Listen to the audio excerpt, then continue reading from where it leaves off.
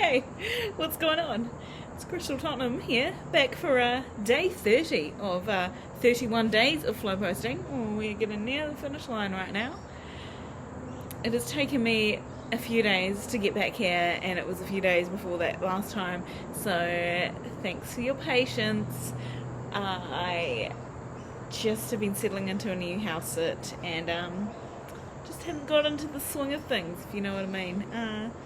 So anyway, I am here today to talk about tuning into you, on a continuation for what all my other videos I've been cultivating the past month and a half or so, on different facets of how we tune into ourselves, how we can notice what's going on with us internally, that might be projecting out into the world externally. And today, now I'm getting ideas, I might hit a couple of topics, but I really wanted to start talking about that projecting that you do from what's internally happening in your brain with any given situation, or maybe it's not physically actually happening in the real world or to other people's perceptions, but it happens and feels true to you because that's what your internal experience is, and you may be projecting what you're feeling and seeing and feel like you're knowing in here out into the world in a way that you're only going to see, or what do you think you want to see, or what you might tell yourself you don't want to see, but you'll be making the decision in here, probably subconsciously. If you're doing it consciously, then, mate, like, it's already conscious, so, like, you're really noticing that, and, like, you keep choosing to perpetrate it, well, that's on you. Subconsciously, then great. There's a chance to now bring it to the conscious and choose to change it if that's not serving you any longer. So, I've talked on how many of our patterns, good and bad, are created between the ages of 3 and 7.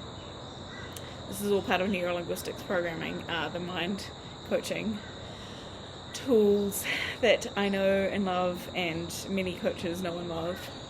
And basically between the ages of 3 and 7, we are just like sponges. We're in a certain brainwave that has us really just soak things up and learn so much faster than we would in different brainwaves. And that way,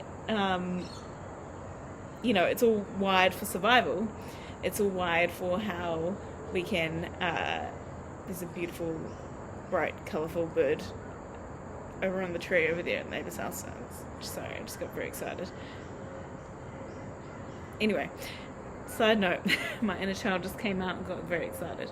Anyway, so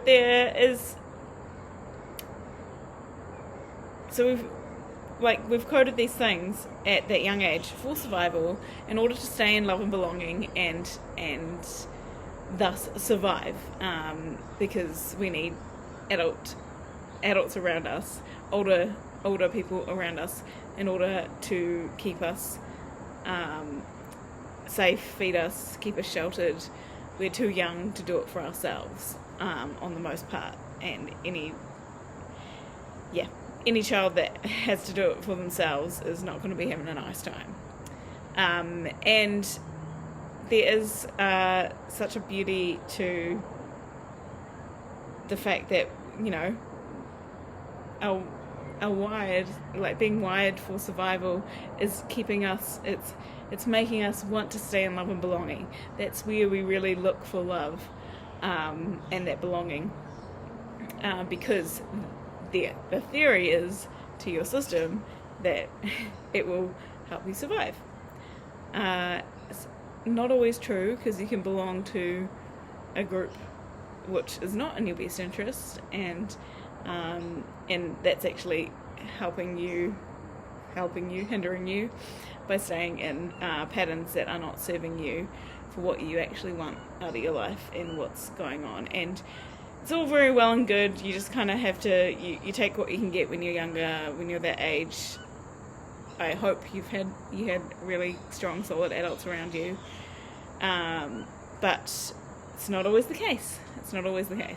And even if you did, these could be things they didn't know that they didn't know, and they were just doing what their parents had done before them, and they learnt from them, and there could still be some toxicity there that was not intentional, not trying to be anything untoward, or like, it's just they didn't know that they didn't know.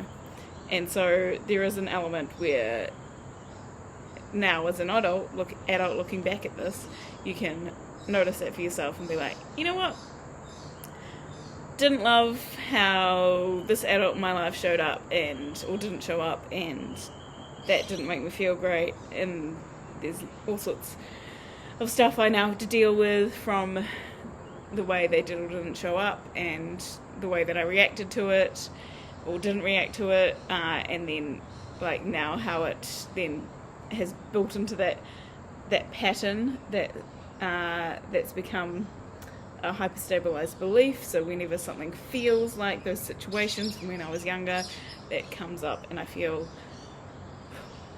ungrounded, scared, like a scared child. It's your inner child coming up. But I can also see that those adults didn't know any better, and I can forgive them for that, even if if it was really bad, you've chosen not to have them in your life anymore if they're still around. But also you can still have them in your life and choose not to blame them for what your now present problems that may have come from your perspective of the world, that happened from the ways of being and of feeling like you sought love and belonging from people that maybe didn't understand your best and highest, or wasn't going for that, or just, they might have been in survival mode for all we know. Maybe you do know. Maybe you've had conversations with them about it. But the point is, like, you can choose to forgive them, move on, and now that you're an adult yourself, you can do the job of reparenting yourself. And that doesn't mean that your parents didn't do a wonderful job. Maybe they did a really great job. I know mine did, but there's still things that, like, I'm like, oh, that decision I made around that circumstance, I am choosing not to continue that pattern because it's no longer serving me for what I want in this age and stage of my life. And it's good to notice when you're in a situation that feels to your inner child like something that came up when you were younger, and notice in this present situation, oh, is this actually going on? Is what I'm seeing from this one key experience where maybe when I was a kid somebody yelled at me, when I was just looking for love and belonging with them. I was looking for attention, really, but it all leads back to love and belonging in order to survive.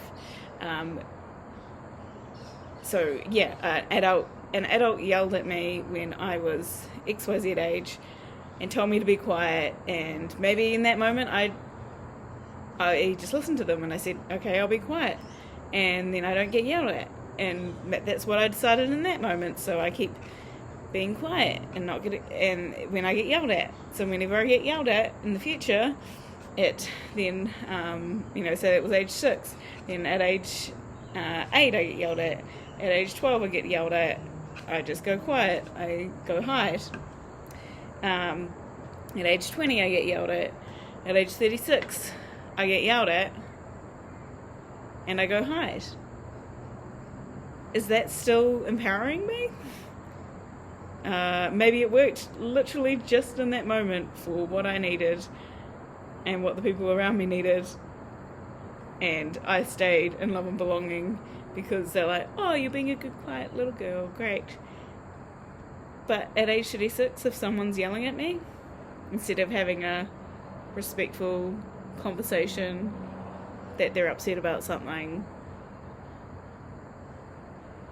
do I want to react by being quiet and hiding? I don't think so. I'd want to stand up for myself. So, yeah, there is a real value in looking at how you are still showing up in those ways of the inner child, but also maybe it was that you were yelled at when you were younger and you took to yelling back, and you've then had that pattern through each age, from when you were 6, when you were 10, 12, 20, 36, and you find that you are just, you'll meet fire with fire, and you'll just yell back. And how is that serving you? It's just noticing, is it still serving you in your best and highest, in the ways that you want to show up, and what you want to attract into your life? Is it still serving you? And obviously we're going to react some way, so it's just choosing what is actually going to get you the life that you want, in those small moments that lead to all moments, if that makes sense. But also, you could find yourself, like in that latter explanation, you could find yourself saying, like having someone speak loud and authoritative. I don't know if that's quite a word, I just can't say it anyway. Loud and with power to you, XYZ, or you did this wrong, or whatever it is. And maybe they raised their voice, but they weren't really yelling, but you hear yelling every time. It triggers you. And how do we respond to that? We yell back. And then maybe you lose another job, or maybe you lose another partner, or things escalate in a violent way, which I really don't want for you. And yeah, it's just noticing, okay, well, what if I heard that authoritative, powerful voice, and could I take a deep breath and choose to respond in a different way? And that will take time and practice to be able to do that in a respectful, assertive way, where you're standing up for yourself but not making it mean anything, and not projecting this child's version of what you were, of what you perceive anything that feels like yelling to you, to your system, to be threatening for you. Like, perhaps they were just saying, oh, why did you do it that way? And you're hearing yelling because I said it a bit loud. And then you're then taking that, and your brain's jumping the gun, and your system is like, oh, danger, high voltage. We don't want to go down that path of the arguments escalating, and me being pinned down and not looked after, and and me losing whatever it is that is at stake here, whether it's the job or the relationship or friendship or whatever's going on.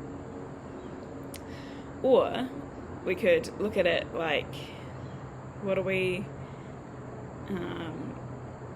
we could notice that we're projecting, that it's our internal 6-year-old that's hearing themselves feeling like they're yelled at, even if they're not being yelled at, and saying, oh, now it's time to yell back.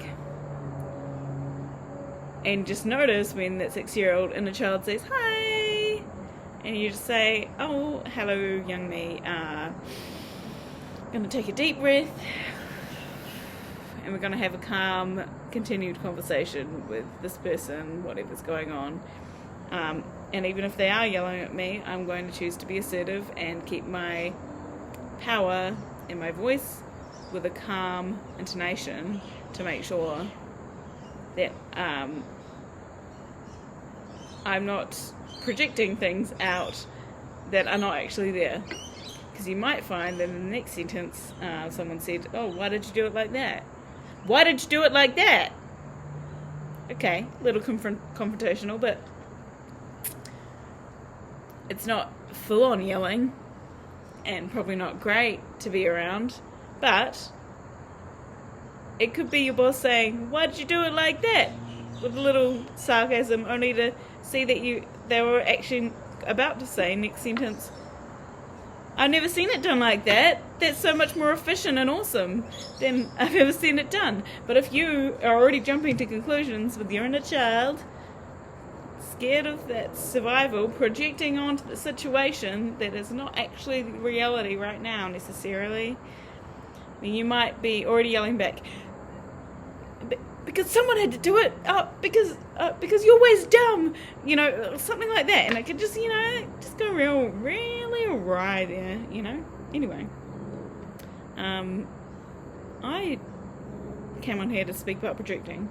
So our internal map of our world and our perception of everything, it's very easy. My point is, it's very easy for our internal perspective to project it onto all situations that we come across in the world, and then that becomes our lens for the world and our demeanour, and over time our temperament. And is that still serving you? Is that still serving you? If it's not, have a look at that. Yeah. Alright, I think that's enough for today. I think I want to leave my other subject that I thought about, thinking about, talking about, for another video, which I think I'm going to record pretty quickly. So anyway, I will see you in that one, and have a good one. Much love.